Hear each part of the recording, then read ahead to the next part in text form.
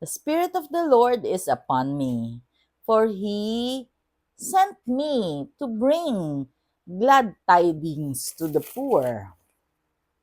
Our eyes are fixed on the Lord, pleading for His mercy. Blessed 14th Sunday in Ordinary Time. We praise and thank you, dear God, for another day of life. We praise and thank you for the gift of love, the gift of family, of community, of belongingness, and the gift of today. Today is a special day. Of course, every day is a special day if we are still living, if we are still alive. Allow me to read a portion of the Gospel according to Saint Mark. They were astonished with how Jesus taught in the synagogue. It was Sabbath. And the people there said, "Where did this man get all this? What kind of wisdom has been given him? What mighty deeds are wrought by his hands? Is he not the carpenter, the son of Mary, and the brother of James?"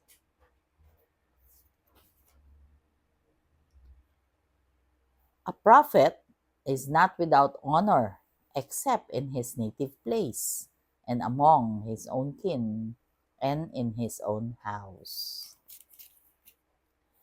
Oftentimes, we are judgmental. Oftentimes, when we see a person, hindi niya kaya yan kasi hindi naman magaling ang pamilya niya. Mga ganyan.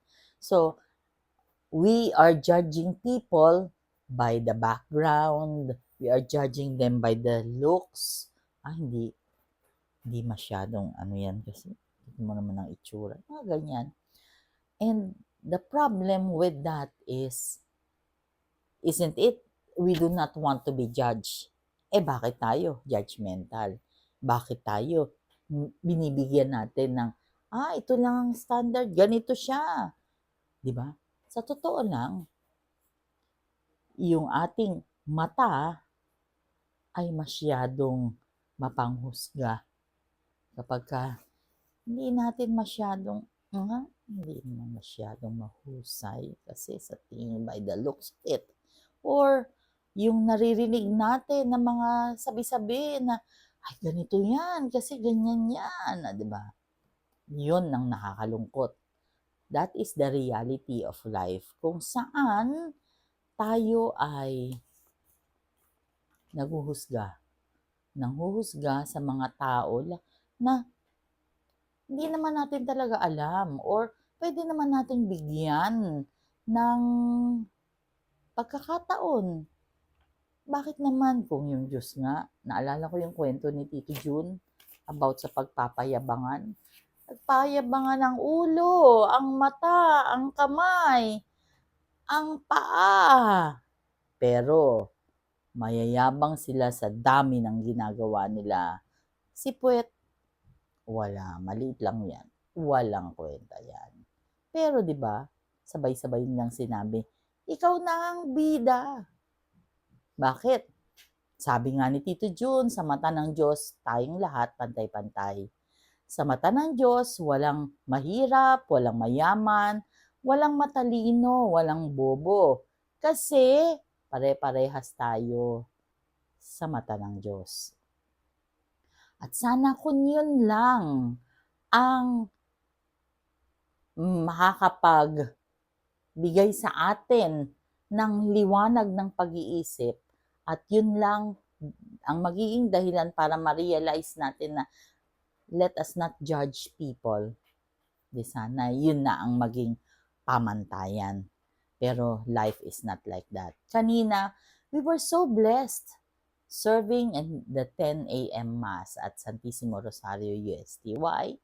Because tahasang pinaliwanag ni Father Roman Santos ang Ebanghelyo na sinimulan niya doon sa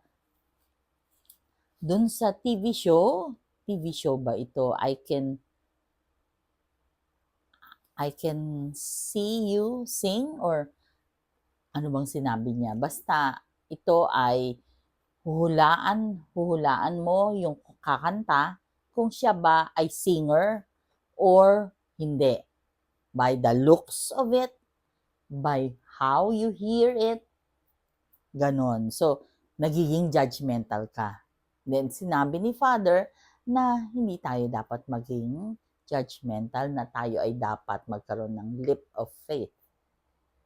And then, yung homily niya was highlighted about his life story. Siya nga, I for one, was so inspired with his homily. Why? Kasi I saw him. I was one of the prayer warriors. Itong pari na to ay nagkasakit.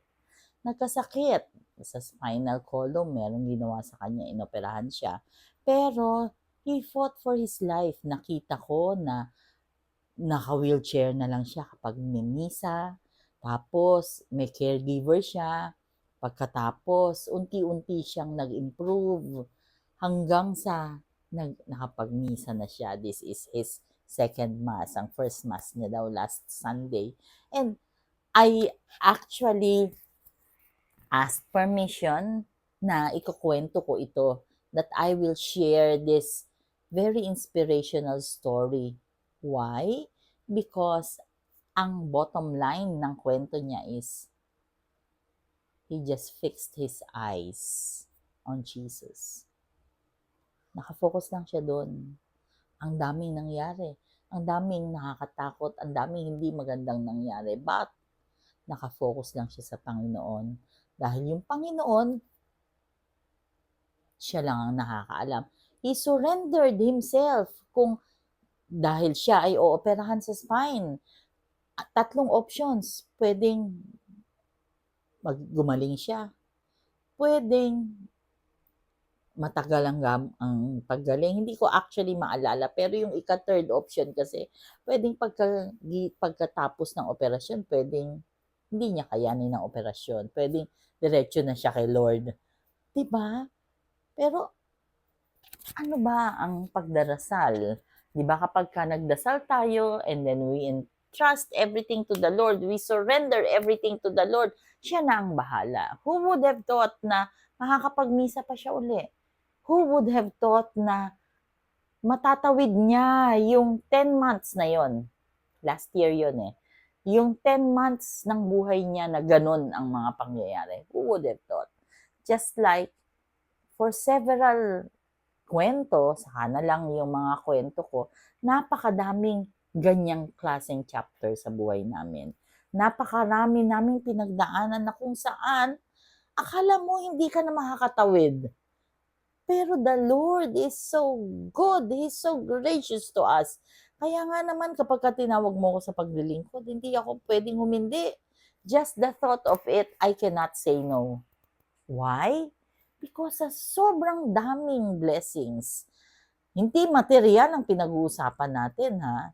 Just like how to multiply your blessings na hindi material na mga blessings. Yes, of course, part of it will be material, pero hindi nakafocus doon, di ba? Remember my book, How to Multiply Your Blessings? And part 2 will be coming out very soon. What am I driving at?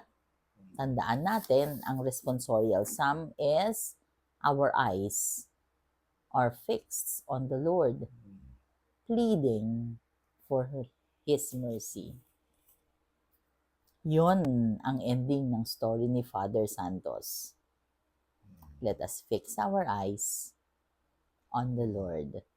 Let us pray. Lord God, we are sorry for our sins, either of commission or omission. We pray for healing of those who are sick, those who are requesting for prayers, and those who are praying with us right here, right now. Panginoon, thank you for the lives that we have. Thank you for blessing us with another day of our life. Allow us to manifest you in our lives. Be with us always and in all ways. And please, Lord, do not leave us, because without you, we are nothing. All this we pray in your mighty name, through the intercession of Mama Mary. Amen. Blessed Sunday once again. God bless us all.